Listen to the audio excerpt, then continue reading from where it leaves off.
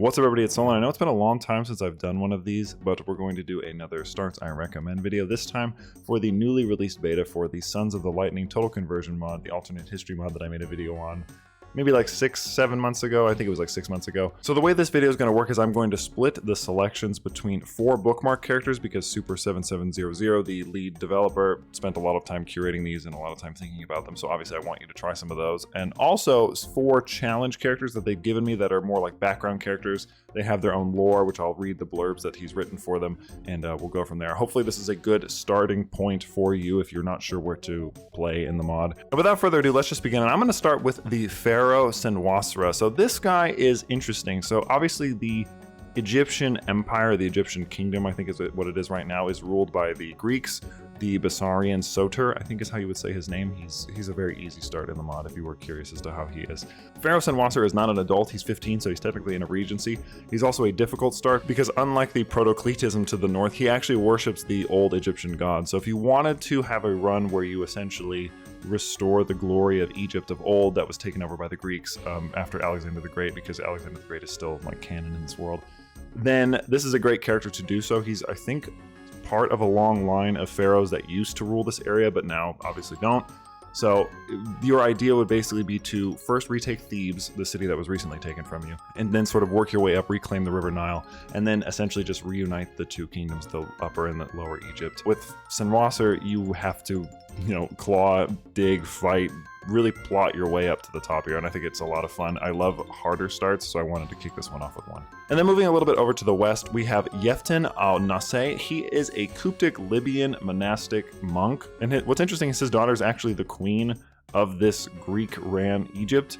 So he's kind of positioned himself into a very interesting spot here in the Egyptian oases. Not only does he have a royal daughter to protect him if something were to go awry, but he's a foreigner. A lot of people don't trust him because he's not Egyptian, he's not from this area, but he's trying to take over the Hermetic monasteries of Egypt and sort of convert them to his ways, his Coptic Libyan ways. Hermetic monasteries are not as fleshed out as they one day will be. I will warn you that right now. Essentially, this is a run where you would play tall.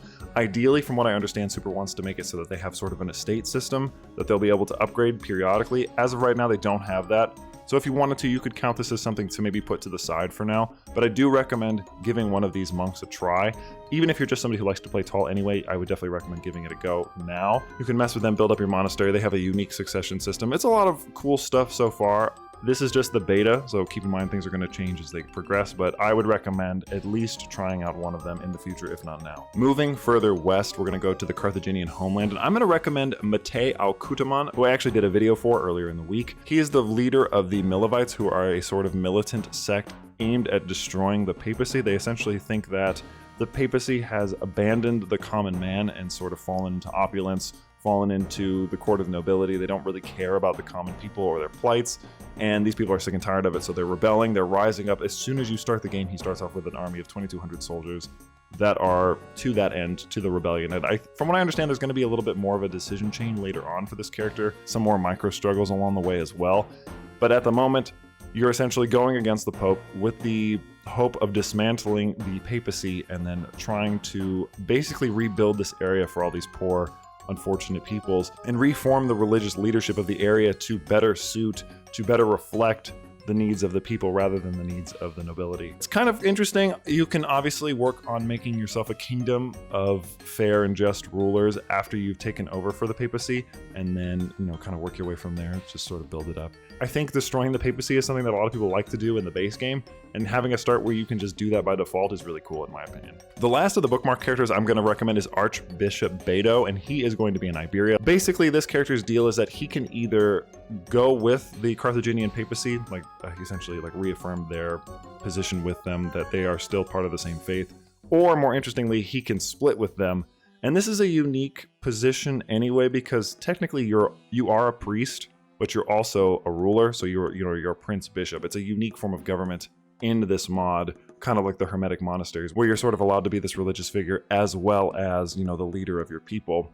And from what I remember, you have to capture 12 counties, I think, basically make yourself a small kingdom, and then you can either say, yes, we're going to still side with the papacy, we've been splintered too long, or no, we have developed our own thing and we're going to go forward and be our own people. I think that's really cool. Obviously, you also have the Iberian struggle. It's baked into the mod. It's baked into the game. So they just put it in there. There's a lot of different factions. You're going to see a couple different people from Iberia on this list. There's just a lot to do. There's a lot of lore already written for that area. So it's just an interesting place to explore. Going a little further north here in Iberia, we're going to talk about one of the 4 challenge characters. There's actually going to be 2 challenge characters here in Iberia that we're going to talk about. But first, it's going to be Otsanda, the she-wolf of Boletana, and I'm just going to read the lore blurb and then I'll give a couple recommendations after that. Nestled high in the Pyrenees, the tiny kingdom had little trouble holding off invaders and raiders. Century after century, yet a single marriage was all it took for the realm to vanish into the annals of history. History remembers Otsanda as the last queen of Boleta. But can you write a different ending for these stubborn Iberians? From what I remember, her son is a direct descendant of her, but her 2 other children are matrilinear of her husband. And so if something were to happen to her son, her line basically would end, which is what I assumed happened historically. So basically your goal is to first survive because you're tiny and there's a lot of things going on. And 2, try to make sure that your son succeeds you so that your house can remain. And I think that's fun. It's obviously going to be difficult. These are all meant to be challenging. But if you can somehow manage to endure and perhaps form a kingdom of your own, I think you stand a good chance. Just slightly to the west, we have Olafur the White. While other Vikings have been despised as conquerors or pillagers, the people of Vizcaya celebrate Juan Olafur Surya as their lord and protector following his legendary victory against the Visigothic army at Padura. Can you earn the respect of your subjects and secure your place in Vasconian folklore? So this is an interesting character. So a lot of you do like to play Viking characters, and I really wanted to find one on this list, and I was so happy that there is one. And not only that, but he's a challenging character. So he's a veteran adventurer, so that just tells you that he used to wander around and he settled here in Iberia. He's obviously celebrated by the people, so that's an interesting perspective too. He has a couple different open lands around him that he can conquer right out the gate, and then obviously work his way south. Historically, I think the Gothic Empire collapses not long after this start date, like in Sons of the Lightning lore. Maybe you're part of the catalyst for that. Maybe you become the Viking lords of Iberia and start a new lineage of Viking rulers in this land. It's totally up to you. I think he's just a cool character, and I really wanted to include like a Viking character because I just love them. So there you go. Next, we're gonna go down to Northern Africa with Prince Namarsi. Legend has it that when usurpers denied Namarsi his birthright, an angel of the Lord promised the despondent prince a greater kingdom in the south. So began his difficult journey through the Sahara towards Mali, where his descendants would one day be kings. Will you try to reclaim your ancestral home, or is it time to find a new one? So I chose this character because he has basically 2 options. You can go the historical route and go south towards Mali, which I believe would be like southwestern Africa, if I'm not mistaken. Or you can try and reclaim his old homeland and then become the king that he was meant to be. It's a cool character. I like characters like this where they were sort of denied their birthright and then they have to try to fight back for it.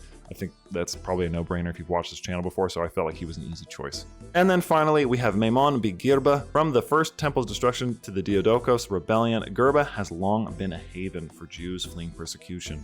But the growing ambitions of Christian neighbors left the island of Judaism in a particularly tenuous position during Maimon's reign. Can you defend your people and usher in a new golden age for the Marabi Jews? Now, this is an interesting one because I don't often have Jewish starts that I can just pick from, so I wanted to include one here. It's very difficult because you're surrounded by a bunch of faiths that think you're hostile, so you're gonna have to fight. You're gonna have to really plan this one out. But I think it'd be interesting if you were able to try to create a kingdom for the Jews from the ashes of all of this destruction, all this persecution, and all this basically pushing out by these different Christian sects throughout the area. I wanted to try to find a character like this. There's obviously a couple more that you could choose. There's a couple faiths over in Egypt, I believe, that are from the ancient faiths of the Middle East that have sort of had to flee with the rise of Islam. There's also up in Italy, you can play as people who worship Mithras in the remnants of Rome and sort of be sort of like mercenary lords if you want to. There's all kinds of things to do. But that's going to be it for me. I hope you guys like this video. I hope this helps kickstart your next campaign. Remember, for this one, it's not going to be on Steam yet. You got to go on the Discord because it's still in the beta and you got to download it the manual way. But there's instructions on there if you are curious, and I've also made a video on that if you need help. As always, I want to thank my channel members, in particular my Paladin tier members. Those are Dwayne the Rock Lobster, Zora, Luigi, Dunyal, Valadar, Lachlan, Candriff, and Grazo. You guys are awesome. If you've ever considered becoming a channel member, you can do so through the membership tab. Knights and above get videos 2 days early, and there's a couple other bonuses you get too. Anyway, I'm Sol. This has been Starts I Recommend for Sons of the Lightning, and I will happily see you in the next one.